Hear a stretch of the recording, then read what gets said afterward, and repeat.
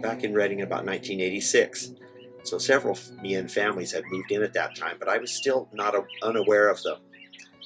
And I was substitute teaching, and I was the principal of one of the high schools I was also attending bar. The principal and superintendent were in the bar one night saying that they were having problems, that all the Southeast Asian refugee families were moving in and they didn't know what to do. They were beside themselves. It was a scary thing. You guys have no idea how much you terrified the Reading population, all 235 families of you. But it was different, and Reading's not so much racist as they were bigoted. They didn't like change. What are they doing here? Why are they here? And then they don't have time to find out. So I asked the principal and superintendent, I said, what's going on? And they said, we don't know what to do. And I'd done some volunteer work teaching English second language in Monterey. And I loved it. And I knew some of the equipment, the language master and stuff. And I said, I know what to do. Hire me. When I saw the Mien here, I wanted to show them the way I was raised. People be friendly. If you're strangers, you share it. You show off a little bit. And wow, who are you? And what are you doing here? And let me show you this. And this is Reading's a great place. And so I was in the right place at the right time. I had my credential. I was teaching English basic skills, having fun, laughing, and no pressure. If you make kids comfortable, if you eliminate some of the fear and the problems, fear of making a mistake, they grow fast. And they did.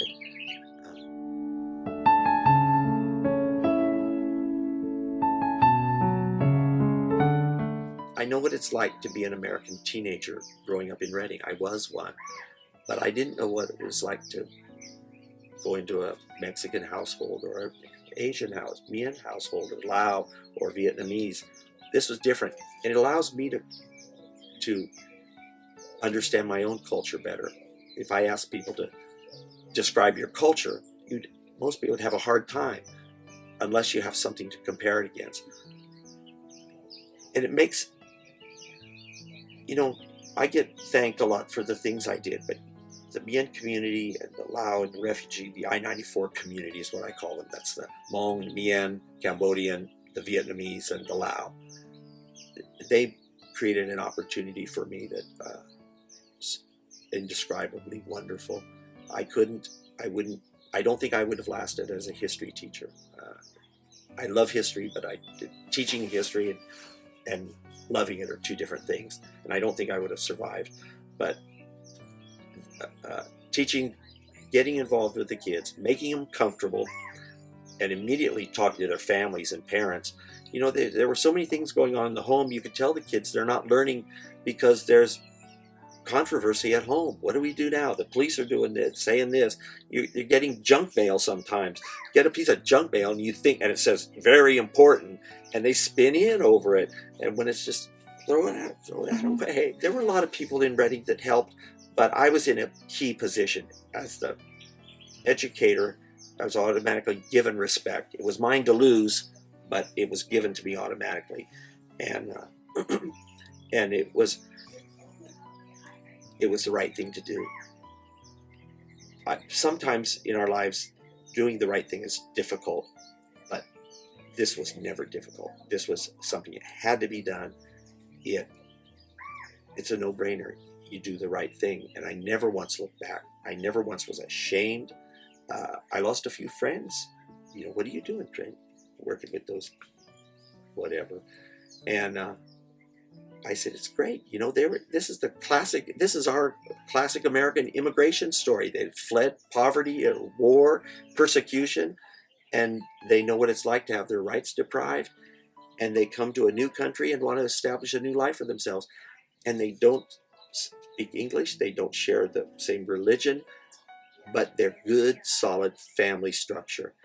And their lives are intertwined. The religion that they practice and the work that they used to do, and they're out of their element. And Reading, I joke that why are they here in Redding? I joked that one of them had a flat tire between Long Beach was a port of entry, Oakland, and Seattle, and Portland perhaps. And one of them driving between the two places had a flat tire and looked around. And me and our Highlanders, not city dwellers, we sent some of them to Anchorage for crying out loud. So you couldn't pick a more opposite place than what they're used to. And they had a flat tire. So one of them stopped here, maybe Longfeen, and liked the remotely looked like their homes in Laos, where they could hunt and fish. And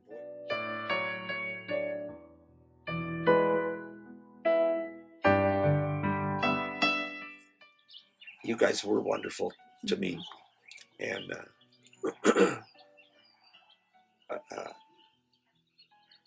I think we all knew that, and we played the team together and made things work, and it's very successful. And what you're doing for me now is really wonderful.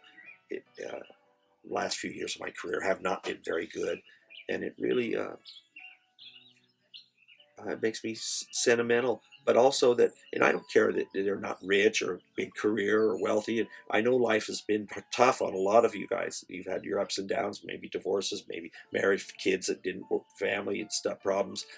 But the fact that you would come together like this tells me that I at least helped you become mature adults. The fact that you're doing this speaks for your maturity and your integrity. The Mien were always far more integrity than most of the people I dealt with on a regular basis. Very well. I know that if I were in the mountains of Laos with my family and didn't speak the language, didn't understand the culture, and I were wandering, lost, I know that the Mien would come to me and ask me, have you eaten yet?